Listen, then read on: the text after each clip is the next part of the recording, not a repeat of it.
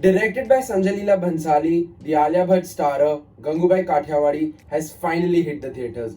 And my god, has it hit the theatres hard. The movie starts with the credits, and these credits come in a really simple font, nothing too fancy, no songs, just some music and just the credits of everyone who has contributed to this movie. And I don't want to read too much into this, but I have a feeling that he was so confident in the movie that he was making, he knew he didn't need any fancy opening credits to get the audience involved or ready for what was about to come. He wanted to let the movie speak for itself. As soon as you realize Alia Bhatt's entry is coming to screen, you see a car come, you see her kicked up feet, and you hear Ankit and Sanchit Balhara's background score. You try to prepare yourself for what's about to come, but trust me, you're not ready. Alia Bhatt walks out of that car straight into our hearts with her performance. It is very rare that a female protagonist gets such an entry in Bollywood, and it was so cool to see. She's intense, she acts with her eyes more than she does with her words, the dialogues are strong, and yes, it is the performance of a lifetime. Alia Bhatt has put to rest all those who doubted her acting abilities and once again has proved that she's one of the most versatile, talented and gifted actresses that this era has seen. Now, a lot of people complained about the music in the album and that it wasn't nearly as strong enough as Sanjay Leela Bhansali's previous albums were, and I partially agree.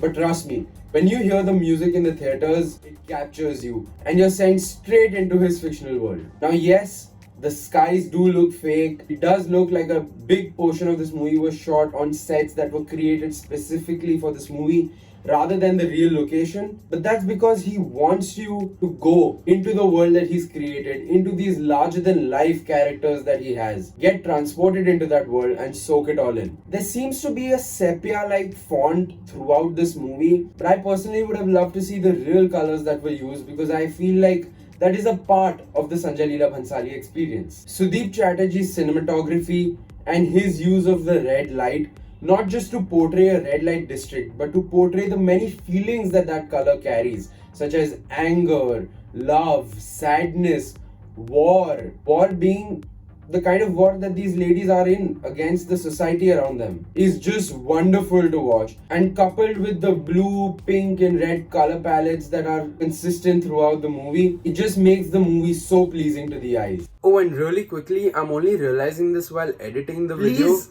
give a raise to whoever edited the teaser trailer that came out a while ago, and please get rid of whoever it is that edited the entire trailer that came out a couple of weeks ago. Firstly, the color grading, as you can see, is so much better in the teaser than it is in the actual trailer, and I wish this is the color grading they would have gone with in the entire movie because it looks so good. And also special shout out to Seema Pawa because she has done an absolutely killer job in this movie. There is one particular scene in which the lights of Kamatipura go out, there is no electricity, and everyone sets up diyas. And if it was another movie, you'd think it's a scene where people are celebrating Diwali, the festival of lights. But the way it has been shot just is so beautiful because it makes it evident to the viewer that these are not Diwali lights, they are not candles of joy. They have no choice but to light these candles because even when there is no electricity, they have to light these candles and they have to do the work that they are there for. Now, we are extremely used to seeing war movies and period pieces that are directed by Sanjay Leela Bhansali, but this is a completely different movie. And to be honest, I wasn't sure how it would turn out. The trailer looked great, but that rarely ever translates into a great movie. Ajay Devgn has absolutely aced his extended cameo in this movie. There are shades of Haji Mastan, which he played in Once Upon a Time in Mumbai, but trust me, as soon as he walks on the screen, the grandness of his presence completely consumes you. His dialogue delivery is solid,